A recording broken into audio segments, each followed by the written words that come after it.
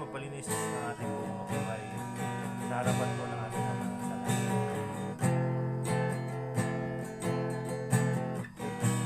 Hallelujah.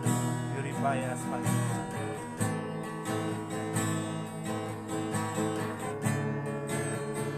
Purify your people, O God.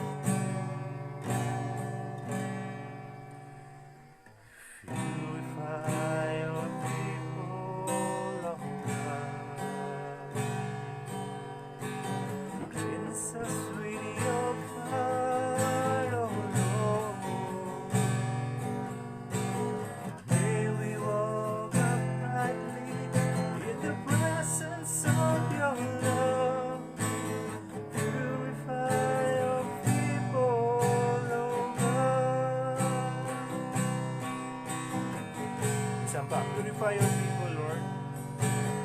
Purify your people, oh God.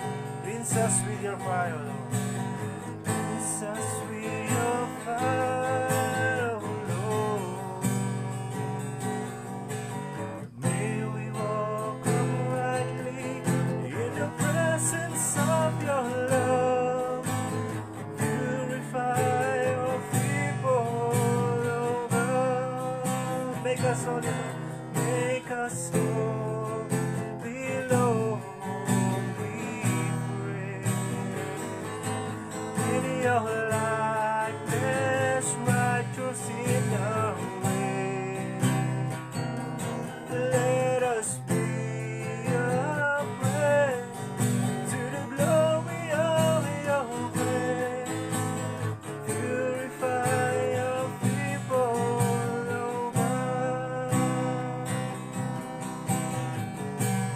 Magpalinis sa ating pong Diyos na buhay. Purify your people, Lord God. Rinse us with your fire, oh Lord. May we walk uprightly in the presence of your love. Purify your people. Make us holy, Lord. Make us holy, Lord. We pray. In your likeness, righteous in your way. Let us be a praise to the glory of your grace. Purify your people.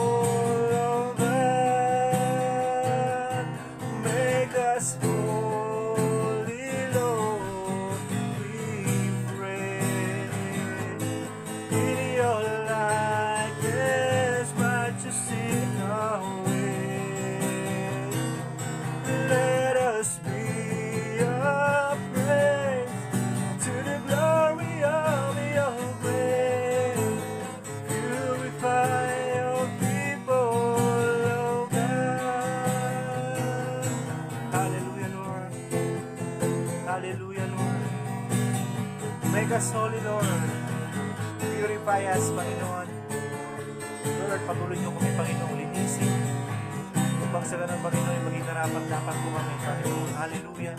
Sa pagharap, Panginoon, sa mga oras po ito, Panginoon. Hallelujah, Lord. Purify us, Panginoon, Lord, yan. Minsan pa, Panginoon, make us holy. Make us holy, Lord. We pray. In your likeness, righteous in our way. Let us be a praise to the glory of your grace. Purify your people, oh God. Make us holy, Lord. Make us holy, Lord. We pray. In your likeness, righteous in your way. Let us be a praise to the glory of your grace.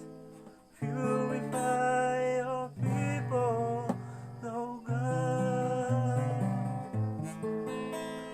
Purify your people, oh God.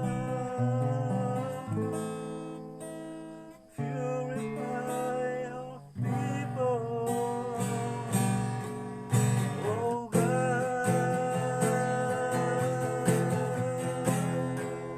Hallelujah, Lord. Hallelujah. Purify us, Panginoon. Hallelujah, Lord. Make us holy, Lord. Hallelujah, Lord. Hallelujah. Maraming salamat po, Panginoon. Patuloy ka namin itataas, Panginoon. Patuloy ka namin sasambahin, Panginoon. Hallelujah. Hallelujah, Lord. Hallelujah. Hallelujah, Lord. Patuloy po tayong sumamba sa ating pong Diyos na buhay.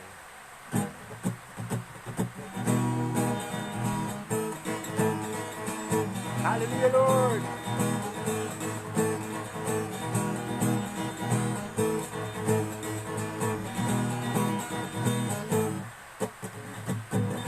I know He rescued my soul.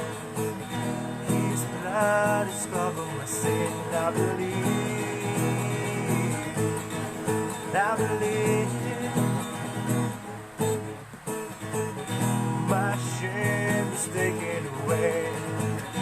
My friend is healed in His name. I believe. I believe. Now raise a banner. My Lord has conquered the grave. My Redeemer lives. My Redeemer lives. My Redeemer lives. My Redeemer lives. Hallelujah, Lord. My Redeemer lives. I know He rescued my soul. His blood has covered my sin. I believe. I believe. My shame is taken away. My pain is healed in His name. I believe. I believe. Now is a banner, oh, 'cause my Lord has conquered the grave. My Redeemer lives. My Redeemer lives. My Redeemer lives. My Redeemer lives. My Redeemer lives. My Redeemer lives. My Redeemer lives. My Redeemer lives. You lift my burden. Thou rise in you, and then sing on this mountain top to see your kingdom come.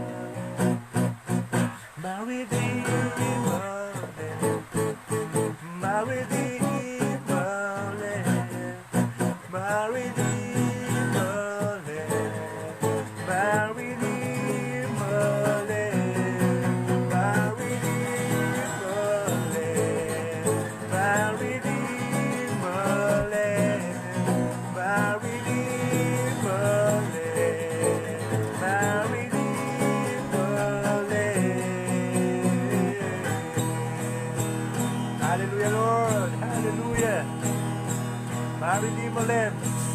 Hallelujah, Lord. Hallelujah. Salamat, Panginoon. Salamat, Panginoon. Hallelujah. Tuloy po nating awitan natin pong Diyos na buhay. Hallelujah, Lord.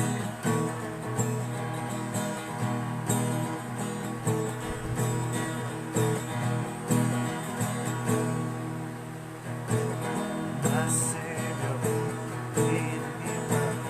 Let me turn from my way. Almighty, forever, I will never be the same as you gave me.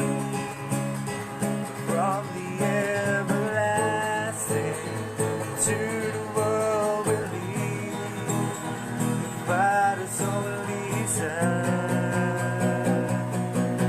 As you live and you die, you rose again on high. You opened the way for the world to live again. Hallelujah, for all you've done. Hallelujah for all you've done, Panginoon. My Savior, Redeemer, to me from the miry clay. Almighty, forever, and I will never be the same, 'cause you gave me. From the everlasting to the world believe, the Father's only Son. As you live and you die, you rose again on high. You opened the way for the world to live again. Hallelujah, for all you've done. You live and you die. Yes, you live and you die. You rose again on high. You opened the way for the world to live again. Hallelujah, for all you've done. Hallelujah, Lord.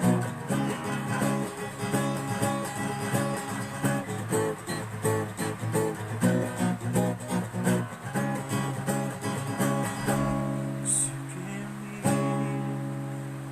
from the everlasting to the world believe, the Father's only Son. 'Cause you gave me from the everlasting to the world believe, the Father's only Son. As you live and you die, you rose again on high. You opened the way for the world to live again. Hallelujah, for all you've done. As you live and you die, you rose again on high. You opened the way for the world to live again. Hallelujah, for all you've done. Hallelujah, for all you've done. Hallelujah,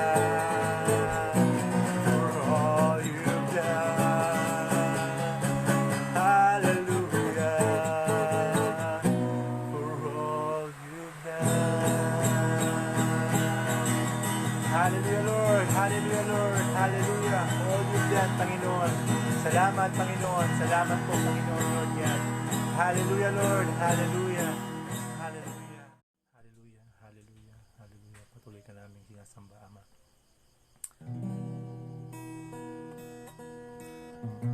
Hallelujah, Lord. Hallelujah. Tuloy po natin purihin natin pong Diyos na buhay.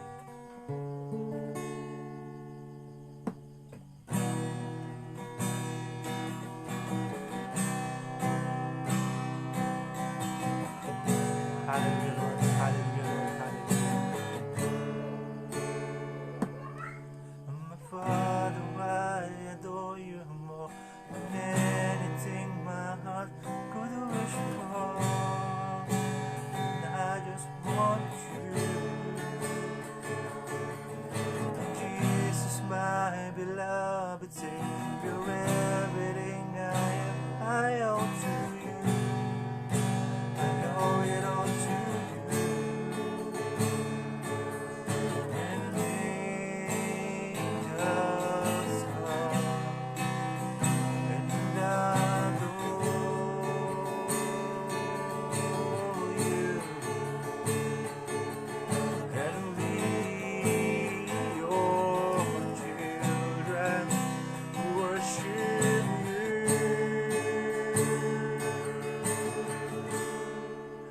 You are my world, you are my God, and I lay down my life for you. You are my Lord, the one I love.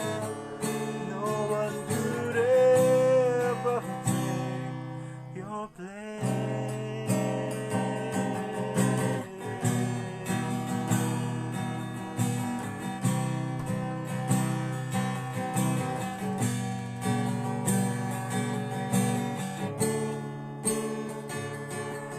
And everything I have to give to you, my Lord, the one I live for. I live for you. And all my days I give from you. I pray that I am what you want me to. Use them for you.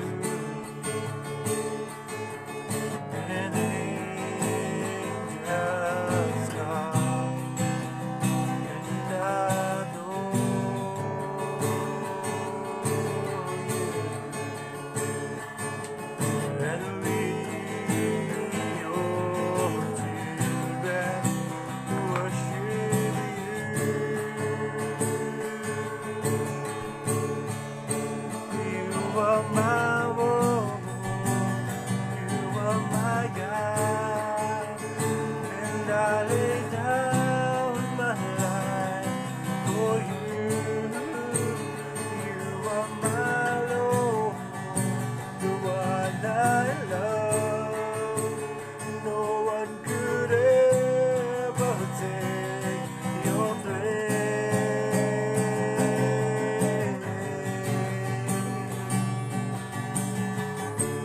Hallelujah, Lord. Hallelujah. You are my word, Panginoon. You are our God, Panginoon. Hallelujah, Lord. Hallelujah. Hallelujah. Hallelujah. Hallelujah, Lord. Hallelujah.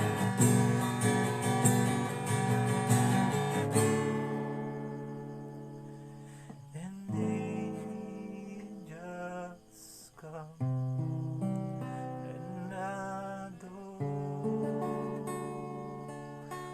you. And we, your children, worship you.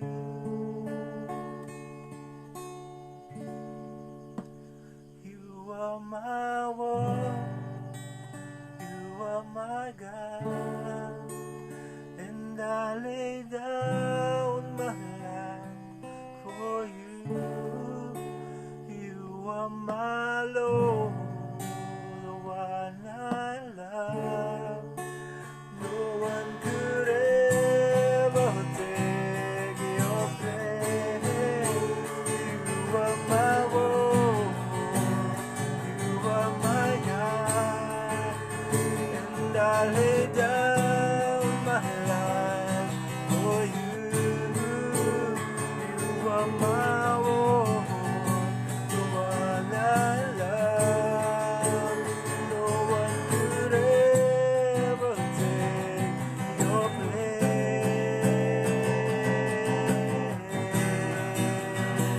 Hallelujah. Hallelujah. Purihin ka, Panginoon. Purihin natin ang ating Panginoon. Hallelujah. Hallelujah. Hallelujah, Lord. Hallelujah, Lord. You are our word. You are our God, Panginoon. Hallelujah. Hallelujah, Lord. Hallelujah, Lord. Hallelujah, Lord. Hallelujah. Salamat, Panginoon. Salamat po, Panginoon. Lord, patuloy namin Sa iyo lamang itinataas, Panginoon, ang aming mga papulit pasasalamat, Panginoon Lord. Patuloy ka, Panginoon, na kumilos po sa aming pong mga buhay, Panginoon. Salamat, Panginoon. Salamat, Panginoon. Salamat, Panginoon.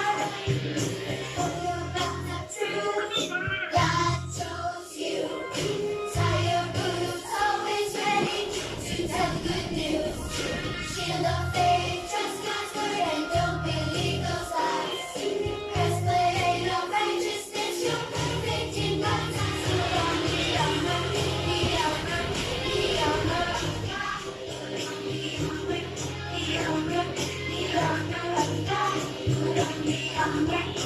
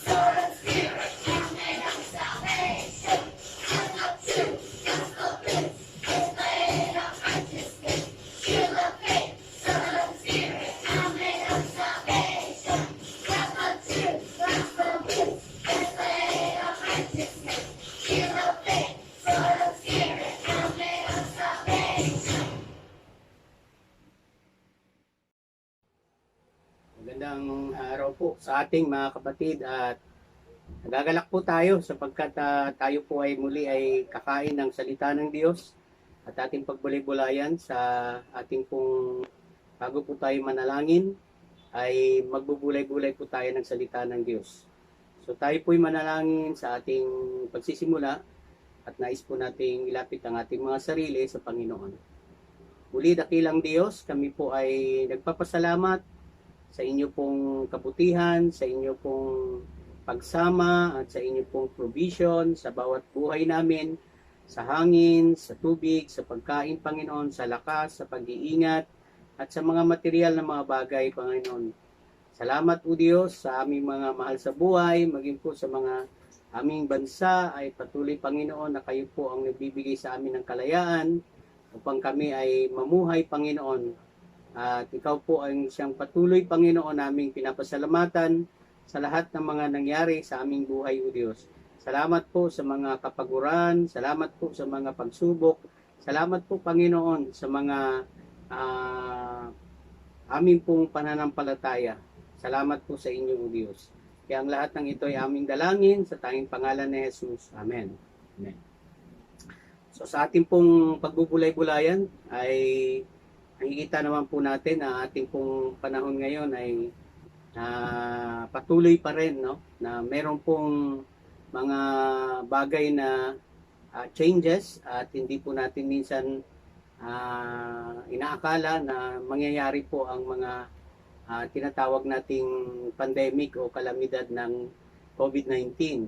At sa ngayon po ay medyo ang mga tao ay talagang unti-unti bumabangon at unti-unti na silang naghahanap kung ano po ang pwede nilang gawin para sa kanilang mga buhay. So tayo naman bilang mga Kristiyano, alam natin na hindi nagbabago ang ating Panginoon. Ang sabi ng Panginoon, He is the same yesterday, today, and forever. So ang ating pong misyon, ang ating pong pagiging Kristiyano ay hindi po nababase sa ating pong sitwasyon o sa ating pong pangangailangan. Sapagkat tiyak na po tayo ay nasa piling ng Panginoon at tayo ay niligtas na ng Panginoon. Subalit sa ating pong buhay ay marami pang mga pagsubok na darating sa atin bilang testing para sa atin po. So kailangan po natin na talagang maging matatag at maging matagumpay para po sa ikawalahati ng Panginoon at makita natin na mabigyan natin ng karangalan ng Panginoon. Sa pagdating ng panahon, kung tayo ay harap sa Panginoon, sasabihin ng Panginoon sa atin, good and faithful servant. Sasabihin niya, well done, my good and faithful servant. So, ito po ang ating tatalakayin sa pag-aaral natin ito ay ang tinatawag nating increase your faith and wisdom.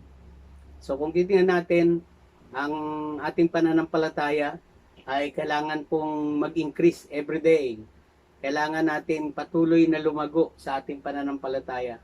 Minsan hindi natin nabibigyan ng pansin. Akala natin normal lang, naniniwala na tayo sa Panginoon at mayroon na tayong relasyon sa Panginoon. Akala natin okay na yon.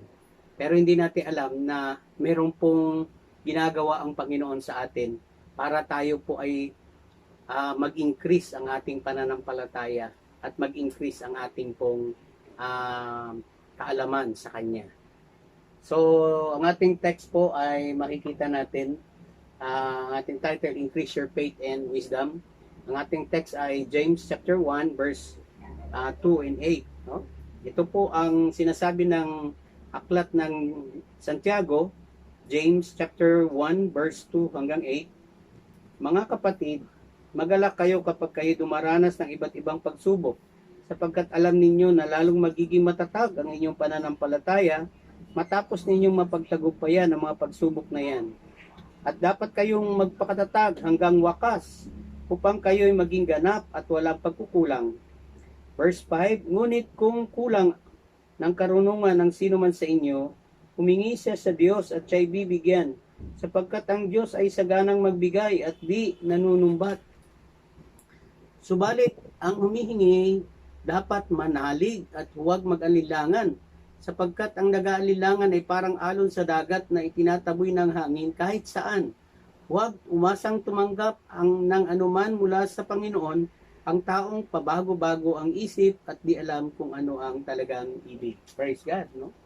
Ito pong ating binasa ay aklat po ni Santiago, at nung sinulat ni Santiago ang aklat na ito, ang mga Kristiyano noon sa Jerusalem ay nagsikalat po sila sa iba't ibang mga bansa dahil sa persecution. Kaya sinulatan ni Apostol Santiago ang mga Kristiyanong nagkalat sa iba't ibang lugar na sila po ay bigyan ng kaalaman at bigyan ng gabay patungkol po sa kanilang paglago bilang mananampalataya. So makita natin na talagang ang tema po ng ating pag-uusapan ay tungkol po sa faith and wisdom. So, how to increase our faith and wisdom? Kasi ang sabi natin, increase your faith and wisdom. So, how? Si Santiago po ay pinaliwanag po niya dito sa ating teksto. So, ito po ang ating number 1, increasing your faith by the help of trials. Alam mo, yan po ang minsan hindi natin naiintindihan, nakakalimutan natin sapagkat ang trials ay medyo hindi maganda, medyo masakit, no? At talagang pag sinabing pagsubok, pero merong Tagalog na pag sinabing pagsubok lang ng Diyos yan. So therefore, meron tayong connotation na talagang may purpose. Ika nga, pag sinabi natin pagsubok ng Diyos yan, ibig sabihin may purpose ang Diyos sa atin. So that's why, totoo po yun, may purpose talaga ang Panginoon sa lahat ng ginagawa niya sa atin at sa lahat ng nangyayari sa atin. But still, kailangan po natin intindihin ang salitang ito ni Santiago sapagkat minsan hindi natin inaakala na ang tinatawag nating trials ay makakatulong pala sa ating pong pananampalataya. At ito po ang ginagawa ng Diyos para makatulong sa atin. Kaya kung minsan parang hindi natin matanggap. Pero yun po ay isang magandang paraan na para lalo tayong lumago. Okay? So kung titignan natin, ang sabi dito, mga kapatid, so talagang address po niya specifically doon po sa mga Kristiyano lamang. Mag-alak kayo kapag kayo'y dumaranas ng iba't ibang pagsubok, sapagkat alam ninyong lalong magiging matatag ang inyong pananampalataya matapos inyong mapagtagumpayan ang mga pagsubok na yan. So kung tignan natin talaga, ay positibo si Santiago na ang trials, ang pagsubok, ay hindi po nakakasira sa isang mananampalataya. Ang sinasabi niya po rito na ito po'y nakakatulong. Sabi natin, trial keeps or helps us to become strong in faith. So, talagang tinutulungan tayo. Minsan may mga bagay na akala nating walang pakinabang, no? Pero kung titignan natin, ay yan po pala ay meron po talagang pakinabang. Kaya sa ating buhay, ang tinatawag natin parang timbangan din o yung siso. Di ba? Yung siso, pagka mabigat yung kabila, ay tataas ka. Di ba? So, kung ang trials mo ay medyo malaki, tataas ka. Baga parang timbangan din, no? Na pag tinimbang ay talagang tataas din. So, parang siso na ang trials ay nasa kabila at ang iyong faith ay nasa kabila. Pag pinungtungan ng malaking trials, tataas din yung iyong faith. So that's why, yan po ang napakaganda na dapat natin pasalamatan sa Panginoon. Kaya dapat magalak tayo. Amen? Kaya sabi ni Apostol Santiago, magalak tayo. Kasi yun po ang katotohanan na kung mapagtatagumpayan pala natin ang ating mga pagsubok na yan, ay magiging matatag tayo, at ang ating pananampalataya magiging matatag. So that's why, tama naman siya talaga na dapat tayo magsaya. Kasi maganda naman pala ang magiging bunga nito para sa atin. Hindi po para tayo ay pahirapan, para tayo ay sirain. Hindi po ang purpose ng Panginoon para sa atin. So that's why si Satanas ay inaano tayo, dinidisturb tayo ni Satanas. Minamali niya yung ginagawa ng Diyos sa atin kung minsan. Parang katulad ni Eva na sinasabi ni Satanas kay Eva, ay hindi naman kayo pinapakain ng Diyos niyan dahil ayaw niya kayong maging katulad niyang Diyos. Kumbaga, sinisira ng Diablo ang integrity ng Diyos kay Eva para makuha niya si Eva. So that's why minsan tayo ganon. Ang ating kaisipan ay sinisira ni Satanas para sabihin na ang trials ay pahirap sa atin at hindi ito maganda para sa atin. Kaya ito po ang isang bagay na nais nating baguhin sa ating pag-iisip. At nais nating huwag tayong magpalinlang sa kaaway. Huwag tayong magpalinlang sa gawa ng kaaway. Sapagkat ang kaaway po ay dinidisip tayo, dinadaya tayo ng kaaway. So kung meron tayong mga pagsubok, praise God. At dapat maging magalak tayo sapagkat ito po ay makakatulong sa ating pananampalataya. Trials keeps or helps us to become strong in faith. So may sinabi po sa verse 4, ang sabi po sa verse 4 pa, at dapat kayong magpatatag hanggang wakas upang maging ganap at walang pagkukulang. So ito yung magiging result, no? Kaya talagang dapat magalak. Trials plus strong faith equals maturity. Talaga, no? Kaya kung tingnan natin ang isang matured na tao, talagang mahalaga po na talagang ang matured na tao, iba po ang kaisipan. At talagang ang kaisipan niya ay talagang malawak at talagang nakakaunawa ng mga bagay at talagang hindi siya basta ma-deceive ng kaaway.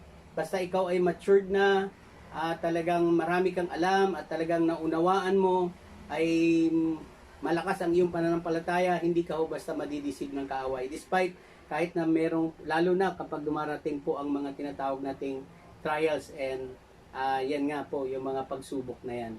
So, yung maturity ay sinasabi po dito sa verse natin, sa verse 5, na magagamit din natin ang maturity na ito sa pamamagitan po ng ating mga pananalangin. Maturity in faith exercise and effective prayer. So, yung pagiging matured natin, alam natin kung ano ang ating hinihingi sa Diyos at nagiging matatag tayo sa paghingi sa Diyos. So, yan po ang ating pasasalamatan at nagagalak tayo sapagkat mayroon tayo mga pagsubok. Kaya malaki din pong bagay ang aking pong nabibless po ako sa salita na ito dahil ako po ay mayroon ding malaking pong pagsubok, trial sa buhay ko. Kaya minsan ito po ay dinadaya din ako ng kaaway ko minsan dahil nararamdaman ko talaga na ang kaaway ay dinidisig po ako ng kaaway sa panahon na ako po ay nahihirapan sa pagsubok na aking dinadala. So, salamat sa Panginoon. Sabi dito ni James, magalak. Bakit? Dahil po nakakatulong sa atin ang mga pagsubok na binibigay ng Diyos o pinapahintulutan ng Diyos sa atin. So, ito po ang sinasabi ng Biblia. Sa ikalawang bagay na makikita po natin ay andito po sa verse 5. Ngunit kung kulang ng karunungan ng sino man sa inyo, humingi siya sa Diyos at siya'y bibigyan sapagkat ang Diyos ay saganang magbigay at di nanunumbat. So, number 2 po nating makikita, sabi natin, increase your faith and wisdom. So, increasing your wisdom, sa ikalawa ay makita natin by asking with faith unto God. No? So, ang pananalangin, ang paghingi ng may pananampalataya. So, kung matatag na ang ating pananampalataya at tayo ay matured na, alam natin na talagang ang ating pong prayer ay talagang magiging efektibo din. No? Kaya, isang mahalaga po na ang kaalaman ay malaking bagay po na ito'y makakatulong para sa ating pong pag-exercise ng ating pong faith. Kasi kung wala naman tayong kaalaman ay wala ring halaga ang ating pananampalataya. Hindi rin nagiging, hindi natin ito ma-apply. Kasi wisdom, sabi natin, how to apply our faith and how to apply our knowledge. Okay? So, wisdom comes from God. Ito po'y galing sa Diyos. Hindi po basta-basta ito nakukuha kung saan-saang eskwelahan, kung saan-saang kaalaman, o anumang kurso, sapagkat knowledge can gain. Okay? Pwede ho nating mag-gain ang knowledge, but ang wisdom po ay galing sa ating Panginoon. Kaya sabi dito, if any of you lacks wisdom, anong gagawin natin? He should ask God. So, doon lang po tayo hingi sa Diyos, sapagkat ang Diyos lang po ang nagbibigay ng wisdom. Talagang wala na pong iba. Wisdom from God. Ito yung mataas na kaalaman ng tao sa kanyang nilikha. At talagang tayo po ang sinabihan ng Panginoon. But, sabi dito, verse 6, but when he asks, he must believe and not doubt. Ayan ang kailangan natin. In prayer, talagang kailangan nating maniwala. We should, he must believe. Kasi yun po ang kailangan natin na talagang, kaya ang faith ay kailangan po muna natin bago po natin ang ating wisdom. Kaya dapat wag po tayong, wag nating pag-iwalayin po ang pananampalataya at kaalaman. Sapagkat kung nanampalataya tayo at walang kaalaman, ay maaaring magda-doubt tayo sa ating pananampalataya. But kung meron tayong matatag na pananampalataya, ay hindi tayo magda-doubt at lalo na may kaalaman tayo. Doubt is like a wave of the sea, blown and tossed by the wind. So alam naman natin, kaya nga ang sabi po natin na ang alon ay kahit saan, palipat-lipat. So sinatawag po nating double-minded, tinatawag nating pabago-bago. Sa Tagalog ay sinasabi nating pabago-bago, okay? So ang sabi po dito ay huwag umasang tumanggap ng anuman mula sa Panginoon ang taong pabago-bago ang isip at di alam kung ano ang talagang ibig. So, ito po ang tatandaan natin na tayo po ay patuloy nawa ay tumatag ang ating pananampalataya at maging matured para tayo ay hindi po katulad ng isang bata na pabago-bago ang isip at hindi po katulad ng alon sa dagat na pabago-bago. Kaya kung titignan po natin, ang pagsubok ay siyang nakakatulong sa atin para tayo ay tumatag at lumago at maging matured. At tayo po sa ating pananalangin, makikita po natin na ang ating pong pananalangin ay hindi po nagbabago at hindi po tayo nagda-doubt sapagkat ang ating pananampalataya ay talagang matatag. So sa ating pong prayer ay kailangan po natin na huwag po tayong mag-doubt, maniwala po tayo at huwag po tayong magpabago-bago. Kaya kung minsan nagkakaroon po talaga ng pagsubok at talagang tinatry po tayo ng Panginoon, kung talagang tayo po ay mag-stick po sa kanya pong kalooban. So kung ang kalooban ng Diyos ay mabuti, wag po tayong magbago, wag po tayong mag-doubt. Tuloy po natin kung ano po ang sinasabi ni Lord. Kung sa ating kapaligiran ay hindi nagiging maganda, at tayo po ay patuloy pa rin despite po sa hindi nagiging maganda sa ating paningin ang ating sitwasyon. But still, ang kalooban ng Lord, ang purpose ni Lord, ang plano ni Lord, at ang gusto ni Lord ay talagang hindi nagbabago. He is the same yesterday, today, and forever.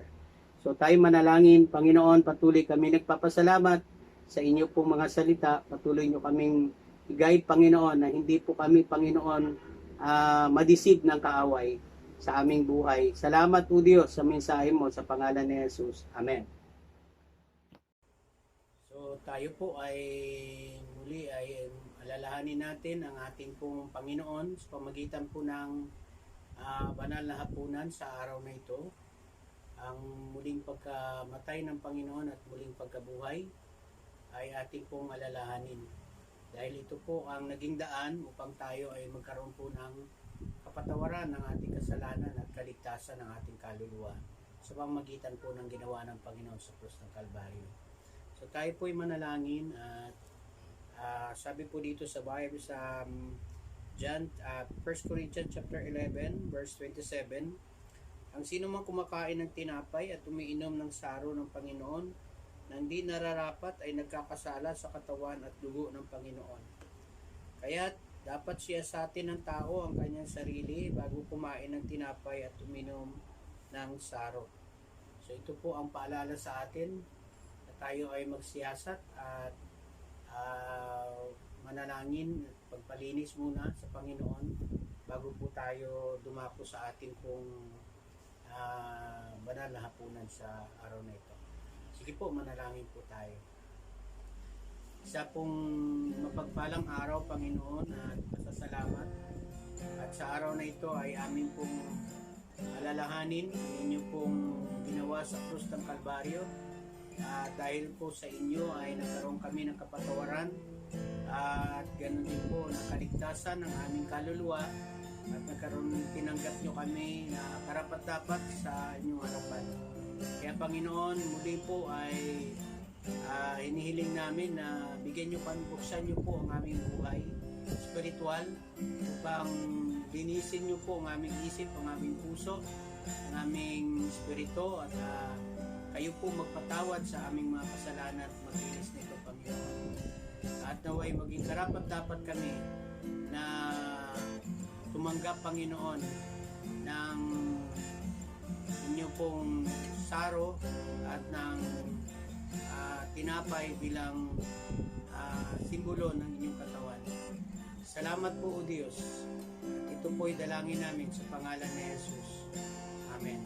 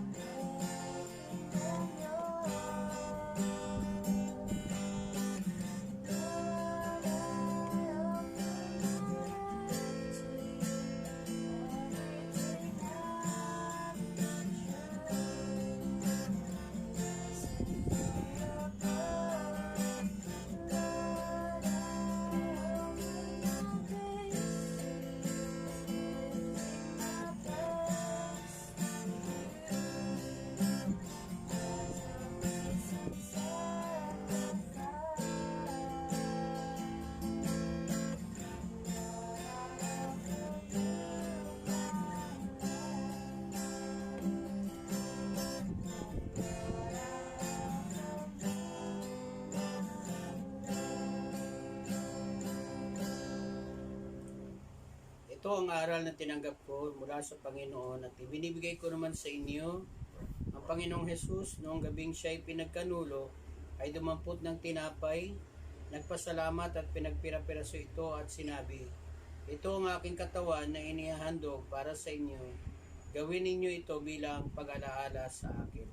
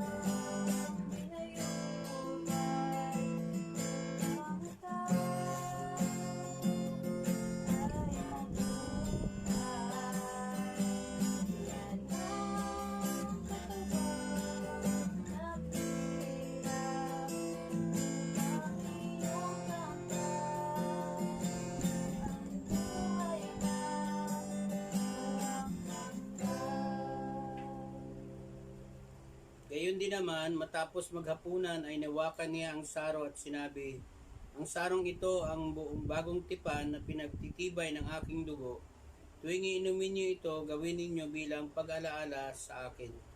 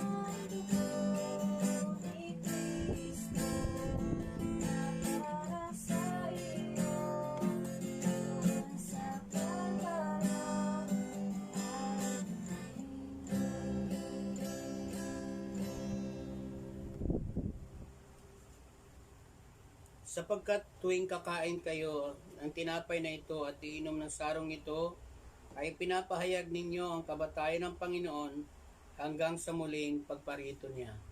Manalangin tayo. Dakilang Diyos, kami po ay nagpapasalamat at kayo po ang siyang kinikilala naming Diyos na siyang nagligtas sa amin. Kayo ang namatay at muling nabuhay at muling babalik, Panginoon, upang kami ay kuhain, Panginoon. Salamat po, O Diyos, at amin pong kinikilala ang iyo pong ginawa sa lahat ng ito. Kami nanampalataya sa pangalan mo, Jesus. Ito lamang ang aming dalangin. Amen. Tayo po ay dumako sa ating panghuling pananalangin. Bago po tayo magtapos, ay ilagak po natin sa Panginoon ang ating mga pangangailangan. Ang sabi ng Panginoon, humingi ka at ikaw ay bibigyan. Umanap ka at ikay makasumpong, kumatok ka at ikay pagbubuksan. Mateo 7:7. So ito po ang ating ipapanalangin. Una sa lahat, panalangin po natin ang ating bansa, ang ating presidente, ang kalagayan po ng ating ekonomiya, at higit sa lahat po ang ating mga may sakit na mga kababayan at ang mga frontliner po, ipanalangin din po natin. Pagkatapos na ito ay panalangin po natin ang ating church, ang ating mga kapatid na sa iba't ibang lugar, kung nasaan man sila naroon, na patuloy silang palakasin spiritual, na patuloy silang gamitin ng Panginoon, patatagin sila, bigyan sila ng vision ng Panginoon, paano sila gamitin ng Panginoon, bigyan ng wisdom ng Panginoon. At ganoon din ang ating panalangin para sa ating sarili, na unahin natin ang Panginoon at alam natin ibibigay ng Panginoon ang lahat ng ating pangailangan. Bigyan natin ng pananalangin para sa ating sarili. Sige po, manalangin po tayo. Minsan pa dakilang Diyos, kami po ay nananalangin para sa aming bansa. Patuloy, Lord, na ikaw ang aming Diyos na nilalapitan, Panginoon, para sa aming presidente. Ikaw po ang mag-ingat sa kanya, physical, Panginoon, maging kanyang spiritual, ay patuloy niyo po siya, Panginoong, tawagin at patuloy, Panginoon, makakilala siya ng lubusan sa inyo at kayo po ang siyang kilalanin niyang Diyos at Panginoon sa kanyang buhay. Salamat po, Diyos, maging Panginoon ang aming pong economy. Kayo po ang siyang patuloy na bibigay nito sa aming Panginoon. Ganon din po, patatagin niyo po ang mga negosyo, ang mga hanap buhay ng mga tao, Panginoon, yung mga nawala ng trabaho, patatagin niyo rin. Ganon din po, Panginoon, na ibigay niyo sila ng mga biyaya. Ganon din po ang aming mga frontliners, ay patuloy niyo silang gamitin, maging ang mga tao may sakit, Lord, sa pangalan mo, Jesus. Yung mga positive, Panginoon, ay patuloy niyo po silang patatagin at patuloy niyo silang i-restore, Panginoon, sa kanilang kalakasan, Panginoon, Lord. Dalangin namin na magkaroon po ng gamot at magkaroon po ng vaccine, Panginoon, para po sa COVID, Panginoon. So, salamat po sa lahat ng ito, Panginoon. Dalangin namin na ang pagpapala mong spiritual ay ibigay mo, Panginoon, sa mga kapatid po namin na patuloy na unahin kanila at patuloy kanila, Panginoon, pagsilbihan at sila po ay nakapokus sa inyo upang lahat ng bagay nito ay mapaglingkuran kanila sa kabila ng panahong ito, Panginoon. Dakilang Diyos, kami po'y nagtitiwala, kami po'y nagpapasalamat na hindi nyo kami iniwan, ipinabayaan. Kayo po ang aming tanggulan, kayo po ang aming sandigan, kayo po, Panginoon Lord, ang siyang aming Panginoong buhay at pag-asa. Salamat po, Panginoon. Ito po ay aming idinadalangin sa inyo na patuloy nyo kaming i-guide, patuloy nyo kaming bigyan ng wisdom, ang mga kapatiran, kahit saan man sila naroon, Lord.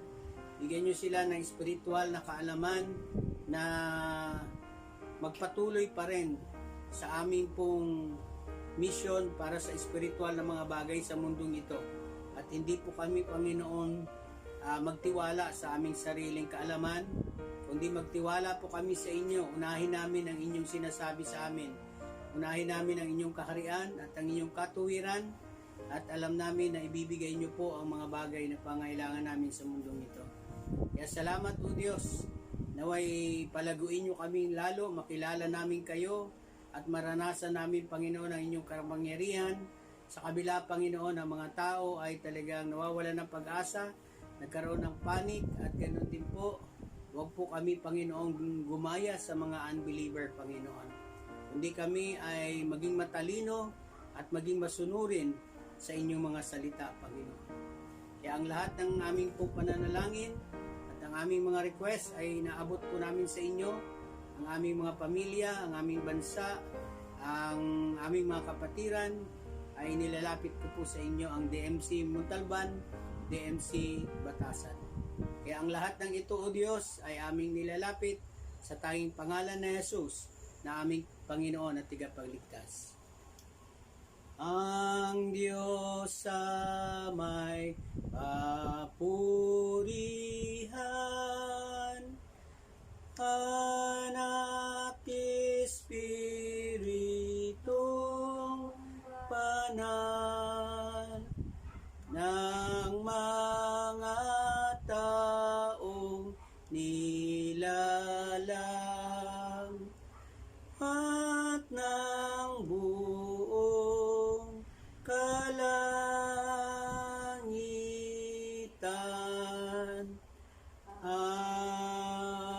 Amen. Ang pagpapala ng Diyos Ama, Anak at Espiritu Santo ay sumaating lahat. Magandang hapon po at purihin natin ang Panginoon.